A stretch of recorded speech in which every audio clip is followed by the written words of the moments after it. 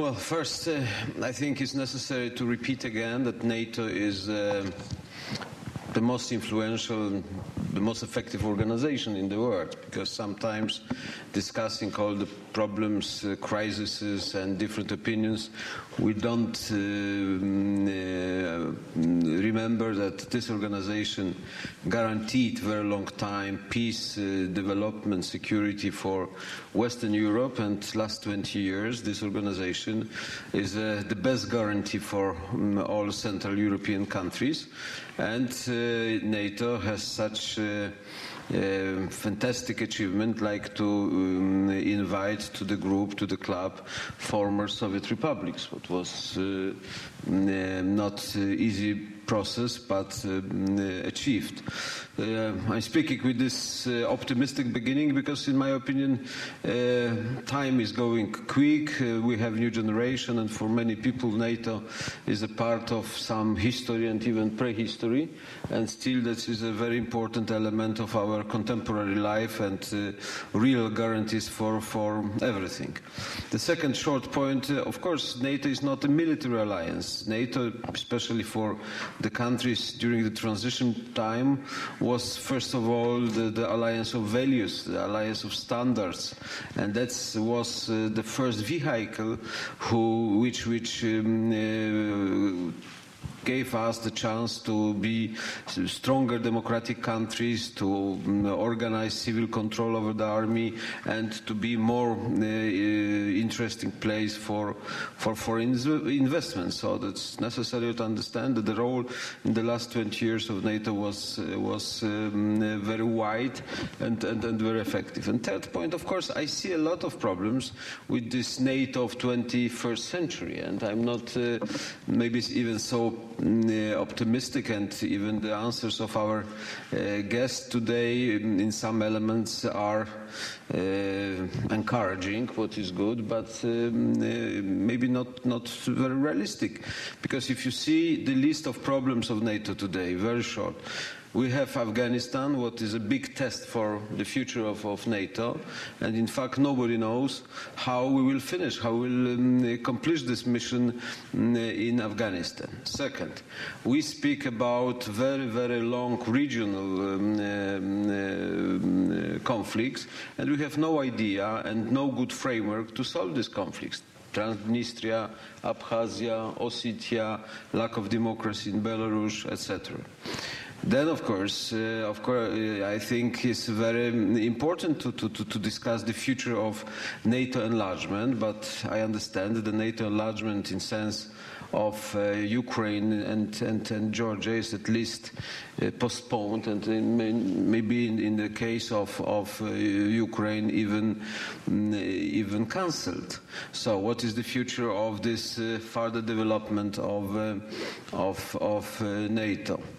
Next point, very important, is Russia. Of course, we are very glad that this reset in American-Russian relationships was announced, but if it means in the future that Russia will be closer and closer and very effective collaborator of NATO, that is maybe good news. But if this reset means that during next OSCE summit in Astana, we will have very strong offer from the Russian side to organize new architecture of the security in the world, with very, very poor role of NATO, and maybe even instead NATO, that we have new situation, and then the question of reset will see totally different.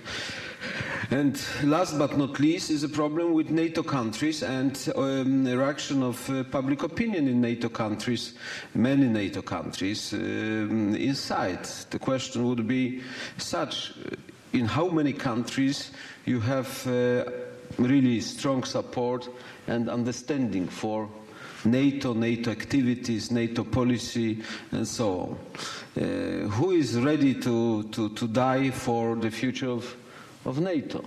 And I see all these problems. Of course, still I'm sure that we have, and we discuss, and our deliberation is about the most important and most influential organization, military, political organization in the world, but it's necessary to understand these new conditions, new circumstances, and new challenges, and absolutely new risks.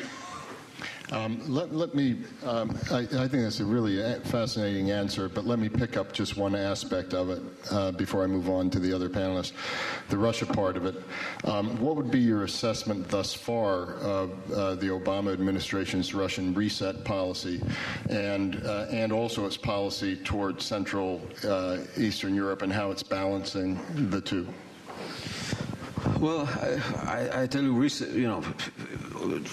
for the world, of course, better cooperation between Russia and United States is very positive. We need such cooperation. But the question is, what kind of reciprocity in these relationships we can observe?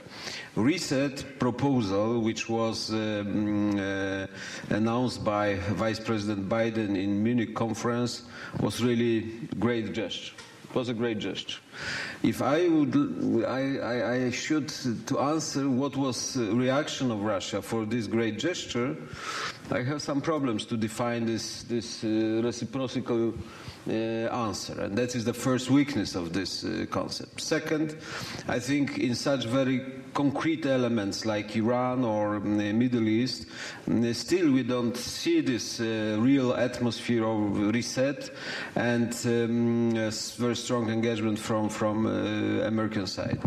The crucial will be discussion about the future of NATO enlargement, and maybe what I expect. I'm not so sure if such thing will be announced by Russians during OSCE summit, but I have such feeling that during OSCE summit the Russians will try to offer this new model of architecture, with of course very marginalized role of NATO, and then the question of the sense of reset and the quality of reset and the future of this policy will be on the table. Then we need the answer from American side, much more concrete. The second point, which is natural, and Secretary of State said something about it, but I think we in Europe, we should be more realistic about it. The change in American policy, this change to move the center of decisions from Atlantic side to Pacific side is a fact. That is not the accident of this short period of the history. And if you see even, first Afro-American president, that is very important, very significant element in this story. But if you see the structure of American nation, America has today 300 million people, and 50 million, they are absolutely not connected, not rooted with Europe.